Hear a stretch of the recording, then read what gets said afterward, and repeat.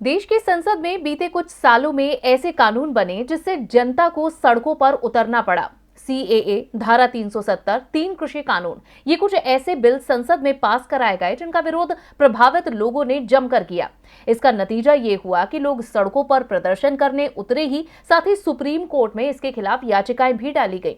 इस विषय पर chief justice of India NV Ramana ने केंद्र सरकार को राष्ट्रपति और कानून मंत्री की मौजूदगी में एक सलाह दी है। क्या कहा उन्होंने, आइए जानते हैं। सुप्रीम कोर्ट देश के संविधान की रक्षा और व्याख्या के लिए काम करता है। समय समय पर देश की सरकारों को भी सलाह देता है कि नागरिकों की बेहतरी के लिए क्या काम किया जा सकता है और किन चीजों से बचा जा सकता है। हाल फिलहाल देश में कई कानूनों पर विवाद के बीच चीफ जस्टिस ऑफ इंडिया ने एक बड़ी बात कह दी है। सीजेआई एनवी रमन ने कहा है कि कानून बनाने से पहले नेता उससे होने वाले फायदे और नुकसान का आकलन नहीं करते, जिससे विवाद पैदा होता है। भारत के मुख्य न्यायाधीश एनवी रमन ने शनिवार को कहा कि संसद अध्ययन नहीं करती और उन कानूनों के असर का आकलन भी नहीं करती जो कभी कभी बड़े मुद्दों में बदल जाते हैं और नतीजतन न्यायपालिका पर मामलों का ज्यादा बोझ पड़ता है। न्यायाधीशों और वकीलों को संबोधित करते हुए सीजेआई ने कहा कि हमें याद रखना चाहिए कि जो भी आलोचना या बाधा आती है उससे न्याय करने का हमारा मिशन रुक नहीं सकता। हमें न्यायपालिका को मजबूत करने और नागरिकों के अधिकारों की रक्षा के लिए अपने कर्तव्य का पालन करते हुए आगे बढ़ना है। न्यायपालिका में मामलों के पेंडिंग होने का मुद्दा बहुआयामी है।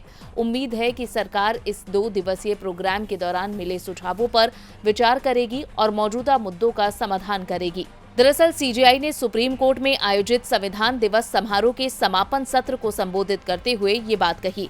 इस कार्यक्रम में राष्ट्रपति रामनाथ कोविंद, केंद्रीय कानून मंत्री किरण रिजिजू भी मौजूद थे। सीजेआई ने इसके बाद नए कानूनों के पास करने को लेकर कहा, एक और मुद्दा यह है कि विधायिका अध्ययन नहीं करती या कानूनों के प्रभाव का आकलन नहीं करती जो वह पारित करती है।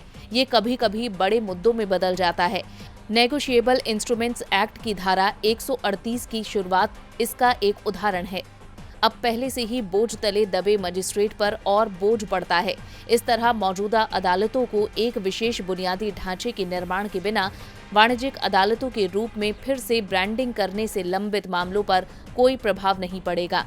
देश में कई लोग मानते हैं कि ये अदालतें हैं जो कानून बनाती है और इस धारणा से संबंधित गलतफहमी का एक और सेट है कि अदालतें स्थगन के लिए जिम्मेदार हैं। सीजेआई ने केंद्रीय कानून मंत्री की उस घोषणा की सराहना की है जिसमें सरकार ने न्यायिक बुनियादी ढांचे के विकास के लिए 9,000 करोड़ रुपए की राशि अलॉट की है।